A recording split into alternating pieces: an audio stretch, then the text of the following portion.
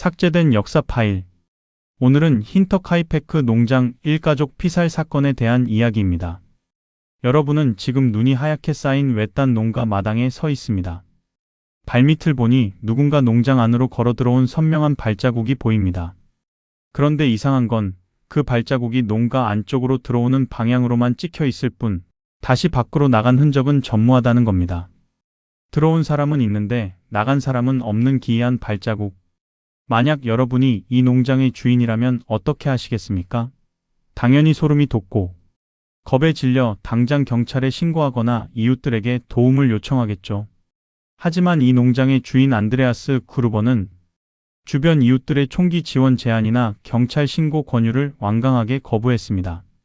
집안에 자물쇠가 긁혀 있고 본체 열쇠가 감쪽같이 사라졌는데도 말이죠. 도대체 왜 그랬을까요? 더 충격적인 사실은 이 기이한 발자국의 주인이 결국 농장 안의 6생명을 차례로 도살한 직후에 벌어졌습니다. 상식적으로 살인을 저지른 범인은 흔적을 지우고 현장을 최대한 빨리 도망치는 게 정상입니다. 그런데 이 사건의 가해자는 범행을 완수하고도 즉시 현장을 이탈하지 않았습니다. 오히려 시신들이 차갑게 방치된 그 피비린내 나는 농가에서 최소 3일 이상 머무르는 기괴하고 대담한 행동을 보였습니다. 범인은 농장에 머무는 동안 가축들에게 꼬박꼬박 먹이를 주었고 규칙적으로 젖을 짜기도 했습니다. 심지어 본체에 부엌에 보관되어 있던 빵을 꺼내 먹고 창고의 고기를 베어내 직접 조리해 먹기까지 하며 지극히 평온한 일상을 유지했습니다. 이웃들은 밤마다 굴뚝에서 연기가 정상적으로 피어오르는 것을 보고 그저 그루버 일가가 평소처럼 생활하고 있다고 착각할 뿐이었습니다. 말만 들으면 무슨 미친 사이코패스나 초자연적인 유령의 짓이 아닌가 싶지만 아니죠.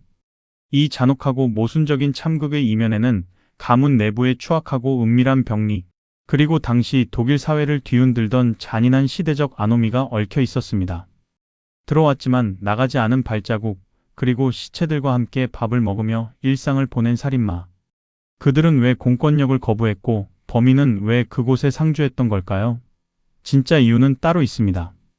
도대체 왜 이 가문은 집안에 살인마가 숨어든 징후를 보고도 경찰을 그토록 거부했던 걸까요? 사실 이 비밀을 풀려면 농장 문을 닫아 걸고 외부 세계와 담을 쌓았던 이 가문 내부의 추악하고 뒤틀린 역사를 먼저 들여다봐야 합니다. 농장주 안드레아스 그루버는 평소 주변 이웃들과 돈 문제나 성격 탓에 허구한 날 싸우며 마을에서 배척받던 아주 인색한 노인이었습니다. 그런데 가문이 단순히 성격 때문에 고립된 게 아니었거든요. 진짜 이유는 따로 있었습니다. 바로 부녀 간에 벌어진 끔찍한 도덕적 범죄, 즉 근친상간 때문이었습니다. 안드레아스 그루버와 그의 딸 빅토리아 가브리엘은 사건이 터지기 전인 1915년 이미 법원으로부터 근친상간 혐의가 인정돼서 아버지는 1년의 징역형을, 딸은 1개월의 금고형을 선고받았던 추악한 이력이 있었습니다. 더 기가 막힌 건 이들이 감옥에서 출소한 뒤에도 비정상적인 관계를 멈추지 않았다는 점이죠. 결국 1919년 딸 빅토리아가 사생아인 2살배기 요제프를 출산하면서 집안의 갈등은 아주 파멸적인 정점으로 치닫게 됩니다. 빅토리아는 당시 연인이었던 이웃 주민 로렌츠 슐리텐바우어에게 이 아이가 사실 이웃의 자식이 아니라 아버지 안드레아스의 지속적인 성적 학대 때문에 태어난 아이라고 눈물로 고백했습니다. 분노한 슐리텐바우어가 안드레아스를 고발했다가 나중에 합의금을 받고 진술을 번복하는 등 온갖 사법적 치욕을 겪게 되죠. 이제 느낌이 오시는 분들도 있으실 겁니다. 안드레아스가 설원 위에 수상한 발자국이 남고 다락방에서 밤마다 낯선 소리가 들리는데도 공권력의 개입을 온몸으로 거부했던 진짜 이유. 만약 경찰이 농장에 들어와 수사를 시작하면 자신들의 근친상간 사실과 막내 아들 요제프의 친부 문제가 다시 사법적으로 도마 위에 올라 사회적으로 완전히 매장당할 걸 두려워했던 겁니다. 결국 가문의 추악한 비밀을 무덤까지 가져가려던 그 폐쇄적인 생존 본능이 역설적으로 범인에게는 아무런 방해를 받지 않는 가장 안전한 은신처를 제공해 준 첫 번째 도미노가 된 셈입니다. 하지만 이 참극을 단순히 한 가문의 뒤틀린 사생활 탓으로만 돌리기에는 당시 독일 사회 전체가 흘려보내던 피비린내와 어둠이 너무나도 짙었습니다. 시선을 조금 넓혀서 1920년대 초 제1차 세계대전 직후의 독일, 즉 바이마르 공화국이라는 거대한 늪을 볼 필요가 있습니다. 이때 독일은 나라 전체가 미쳐 돌아가던 심각한 아노미 상태였거든요. 전쟁에서 패배한 독일은 가혹한 베르사유 조약 때문에 숨도 쉬지 못할 만큼 엄청난 배상금을 물어야 했습니다. 이 여파로 경제가 완전히 파탄나면서 돈의 가치가 매시간 단위로 똥값이 되는 미증유의 초인플레이션 국면에 진입하고 있었습니다. 오늘 지폐 한 장으로 빵을 살 수 있었다면 내일은 수레로 지폐를 싣고 가야 빵 한 조각을 겨우 얻을 수 있는 수준이었던 거죠.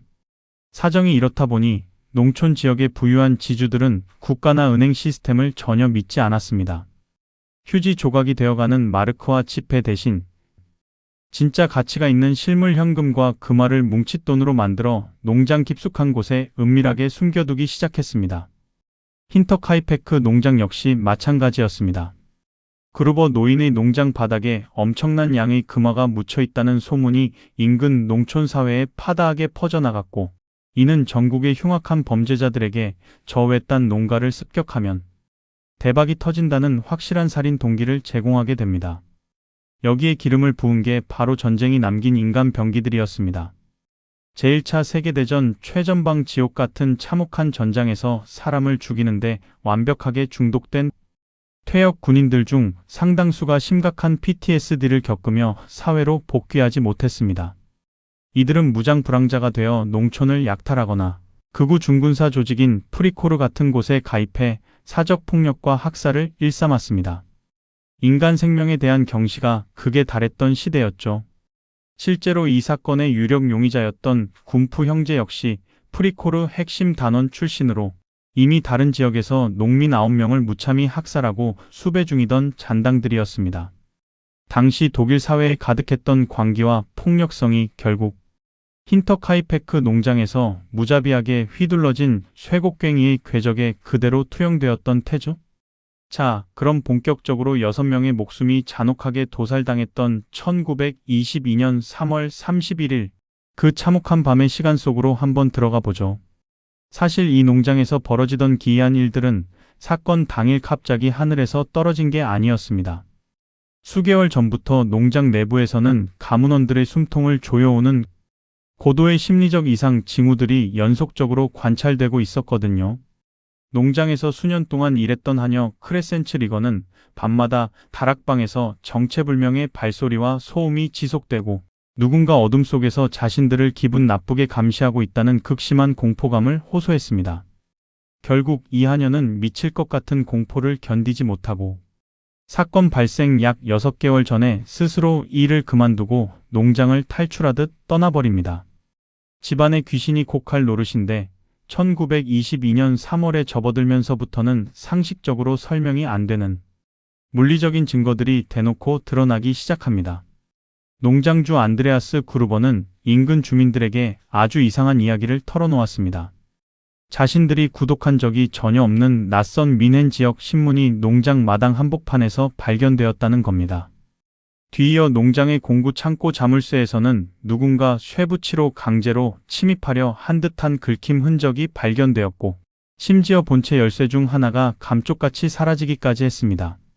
그리고 사건 발생 불과 며칠 전 결정적인 징후가 포착되죠. 농장 인근의 숲에서 시작되어 농장 기계실에 부서진 자물쇠 문으로 이어지는 정체불명의 발자국이 눈 위에 선명히 찍혀 있었던 겁니다. 소름 돋는 사실은 제가 앞서 말씀드렸듯이 이 발자국이 들어오는 방향으로만 존재할 뿐 다시 나간 흔적은 눈을 씻고 찾아봐도 없었다는 점입니다. 이제 여러분도 예상하실 겁니다. 이 은밀하고 숨막히는 감시망 속에서 가문원들이 느꼈을 심리적 공포가 얼마나 극심했을지 말이죠. 결국 범행 전날 밤인 3월 30일 극도의 스트레스를 견디지 못한 가문 내부에서 격렬한 다툼이 일어났고, 딸 빅토리아 혹은 할머니 체칠리아 그루버가 누군가 자신들을 추적하고 있다는 공포에 완전히 질려 야간에 무작정 숲으로 도망쳤다가 수시간 만에 복귀하는 사태까지 발생합니다. 이 때문에 온 가족이 밤새도록 숲을 수색하느라 잠을 한숨도 자지 못했고, 이튿날인 3월 31일 아침 7세 손녀 체칠리아 가브리엘은 학교 수업 도중 교실에서 밀려오는 졸음을 참지 못하고 꾸벅꾸벅 졸기도 했습니다. 그리고 바로 그날 오후 4시 30분경 이전 하녀가 그만둔 지 반년 만에 새로운 하녀 마리아 바움가르트너가 그녀의 여동생 배웅을 받으며 농장에 새로 도착합니다. 참 지독한 운명의 장난이죠. 이 하녀가 농장에 발을 들인 지 불과 몇 시간 지나지 않은 당일 밤 7시에서 10시 사이 농장은 단 한 명의 생존자도 남기지 않는 거대한 도살장으로 변하게 됩니다. 그렇다면 당일 밤 7시부터 10시 사이 그 좁고 방음이 철저했던 농장 안에서는 도대체 어떤 끔찍한 일들이 벌어졌던 걸까요? 가해자는 농가 구조가 외부의 소음으로부터 완벽하게 차단되도록 설계된 방음 구조라는 점을 아주 영리하게 이용했습니다.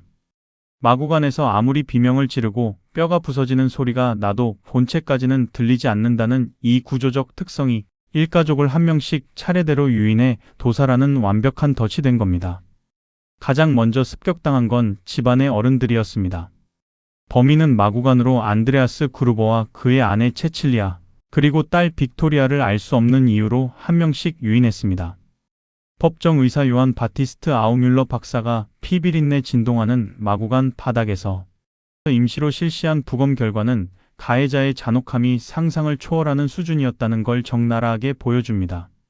가장 먼저 마구간 입구 바닥의 집더미로 조잡하게 은폐된 채 발견된 63세의 안드레아스 그루버. 그의 앞면 정면은 형체를 알아볼 수 없을 정도로 완전히 지식여져 있었고 뺨뼈가 밖으로 돌출되어 있었습니다. 가해자가 앞면 부위에 아주 강하고 파괴적인 타격을 가해 즉사시킨 셈입니다. 그 아래에 적층 상태로 겹겹이 쌓여 있던 72세의 아내 체칠리아 그루버의 시신은 더 처참했습니다. 머리 부위에 무려 7회의 둔기 타격 흔적이 남아 두개골이 산산조각 나 있었고 심지어 목 부위에는 손으로 강하게 졸린 엑사의 징후까지 병행되어 발견되었습니다. 가해자가 극단적인 흥분 상태에서 가학적인 가해 행위를 저질렀다는 명백한 증거죠. 그 어머니의 시신 아래에 마지막으로 쌓여있던 35세의 딸 빅토리아 가브리엘. 그녀의 머리 상부에는 무려 9회의 별 모양 파열창이 발생해 있었고 얼굴 우측면은 무딘 타격으로 완전히 함몰되어 있었습니다. 범죄학적으로 특정 대상에게 이토록 잔인하게 감정을 퍼붓는 행위를 오버킬이라고 부르는데 이는 가해자가 빅토리아라는 인물에게 엄청난 원한이나 사적인 감정을 품고 있었다는 것을 강력하게 방증합니다. 이렇게 어른 3명을 완벽하게 제압한 범인은 이어서 마구간 사체 옆에 인접해 있던 7세 손녀 체칠리아 가브리엘에게 잔혹한 쇠곡괭이를 휘둘렀습니다. 아이는 하악골, 그러니까 턱뼈가 산산조각이 났고 안면과 목에 원형 자창이 발생했습니다. 사실 이게 가장 가슴 아프고 화가 나는 부분인데 어린 체칠리아는 습격 직후 즉사하지 않았습니다. 가해자가 아이를 그대로 방치한 탓에 아이는 차가운 바닥에서 극심한 공포와 고통 속에서 스스로 자기 머리카락을 다량 뜯어내며 수시간 동안 살아 숨쉬다가 서서히 죽어갔습니다. 가해자의 미필적 고의와 극한의 냉혹함이 드러나는 대목입니다. 여기서 끝이 아니었죠. 범인은 마구간을 나와 본체의 안방으로 향했습니다. 요람 안에서 세상 모르게 자고 있던 2살배기 막내 요제프에게 다가가 안면 뼈가 파열될 정도의 강한 둔기 타격을 가해 살해한 뒤 아이의 시신을 빅토리아의 치마로 은밀하게 덮어 은폐했습니다. 가문의 대를 완전히 끊어놓겠다는 병리적인 목적성이 보이는 순간입니다. 그리고 마지막으로 서쪽 하녀 방 침대 바닥에서 발견된 하녀 마리아 바움가르트너. 고용된 첫날 짐도 제대로 풀지 못한 채 침대 모서리 인근에서 뒤를 습격당한 그녀는 교차식 횡방향 두부 타격으로 사망한 뒤 침대 시트에 덮여 있었습니다. 농장에 오자마자 범행을 목격했거나 혹은 범인이 자신의 도주와 흔적을 없애기 위해 기능적으로 목격자를 처단한 참사였습니다. 자, 이렇게 6생명을 무참히 도살한 범인은 현장을 바로 떠났을까요? 아닙니다. 여기서부터 이 사건의 가장 기이하고 병리적인 대담성이 드러나기 시작합니다. 범인은 살인을 저지른 후 즉시 농장을 이탈하지 않고 시신들이 차갑게 방치된 힌터카이페크 농가에서 최소 3일 이상 머무르는 기괴한 상주 양상을 보였습니다. 가해자는 농장에 머무는 동안 마구간의 가축들에게 먹이를 주고 규칙적으로 젖을 짰으며 본체 부엌에 보관되어 있던 빵을 먹고 창고에 고기를 베어내 조리해 먹는 등 지극히 평온한 일상을 유지했습니다. 이웃들은 굴뚝에서 연기가 정상적으로 피어오르는 것을 보고 가문이 평소처럼 생활하고 있다고 착각할 수밖에 없었죠. 실제로 사건 이후 주변을 지나던 사람들의 목격담을 들으면 소름이 돋다 못해 등골이 오싹해집니다. 4월 1일 커피 상인 한스와 에두아르트 시로브스키가 농장을 방문했을 때는 기계실 문이 열려 있었으나 아무런 인기척이 없어 발길을 돌렸고, 같은 날 새벽 3시경 이웃 농부 사이몬 라이슬랜더는 힌터카이페크 인근 숲속에서 얼굴을 숨기려는 2명의 의문스러운 그림자를 목격하기도 했습니다. 심지어 야간에 농가 근처를 지나던 기술자 미하엘 플레클은 오븐에서 연기가 나는 것을 보고 다가갔다가 누군가 등불로 자신의 눈을 강하게 비추며 경계하는 바람에 서둘러 자리를 피했다고 진술했습니다. 이 모든 정황은 가해자가 외부의 침입자가 아닌 이 공간을 완벽하게 지배하고 통제하던 내부 사정에 정통한 인물이거나 극단적으로 병리적인 대담성을 지닌 범죄자였음을 시사합니다. 하지만 4일 동안이나 방치되었던 이 참극이 4월 4일에야 발견되었을 때 바이엘은 사법 당국이 보여준 행태는 원시적인 수준을 넘어서 수사 실패의 교과서라고 불러도 될 만큼 처참했습니다. 우선 현장의 보존 상태는 최초 발견 단계부터 완전히 오염되었습니다. 수색대를 이끌었던 로렌츠 슐리텐바우어와 주민들은 공권력이 도착하기도 전에 마구간의 시신들을 이리저리 움직이고 뒤섞었으며 본체의 모든 방을 헤집고 다님으로써 잠재적인 지문과 촉적 등 핵심 물리적 증거들을 완전히 말살해 버렸습니다. 외지인에 대해 극도로 배타적이었던 마을 주민들 역시 미넨 경찰청 수사관들의 신문에 비협조적인 태도로 일관했죠. 더 기가 막힌 건 당시 낙후된 과학수사와 부실한 법의학 조치였습니다. 법정의사 요한 바티스트 아우뮬러 박사가 4월 5일 실시한 부검은 위생적인 해부실이 아니라 피비린내와 오물로 가득한 농장 마구간 바닥에서 임시로 행해졌습니다. 범죄 현장 지도나 정밀 사진 촬영, 지문 채취 같은 기본 절차는 통째로 생략되었습니다. 수사 당시에는 범행 무기조차 찾지 못하다가 1년 뒤인 1923년 건물을 철거하는 과정에서야 다락방 이중 천장 틈새에 숨겨져 있던 피 묻은 쇠곡괭이가 발견되었습니다. 조사 결과 이 곡괭이는 안드레아스 그루버가 직접 만든 가문 소유의 연장이었고, 곡괭이 날에 비전문적으로 납땜된 나사 구조가 피해자들의 두개골에 찍힌 별 모양의 상흔과 정확히 일치한다는 사실이 뒤늦게 밝혀졌습니다. 범인은 농장의 연장 배치 구조까지 완벽하게 꿰뚫고 있었던 겁니다. 게다가 미궁에 빠진 미넨 경찰청은 사법사에서 유례없는 초자연적 주술 수사까지 강행했습니다.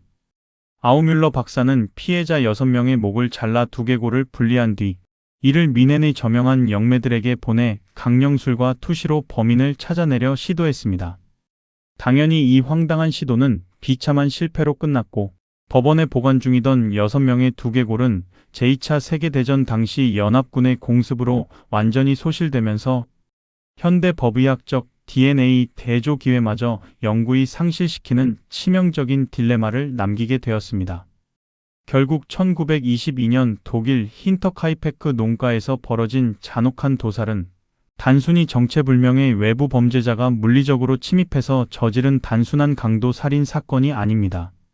그것은 가문 내부에 수년 동안 썩어가며 누적되어 온 심각한 도덕적 일탈과 학대적 비밀을 덮어두기 위해 공권력의 개입을 온몸으로 거부하며 스스로 고립을 자처했던 폐쇄적인 가족 공동체가 맞이한 병리적 종말이었습니다.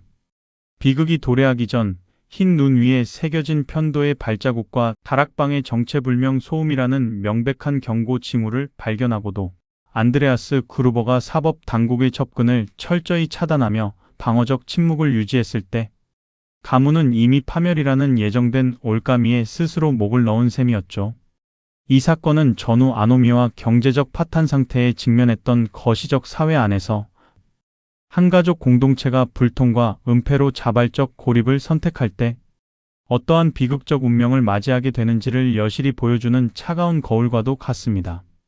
사법체계의 부실함과 전쟁이 남긴 광기 어린 상흔이 결합된 이 참혹한 법의학적 미스터리는 결국 100년이 지난 오늘날까지도 영구적인 차가운 침묵 속에 잠겨 있으며 현대 사회 속 인간 소외의 어두운 이면을 환기시키는 묵직한 이정표로 기록되어 있습니다. 힌터 카이페크 농장 일가족 피살 사건에 대한 이야기. 이번 편은 여기까지입니다.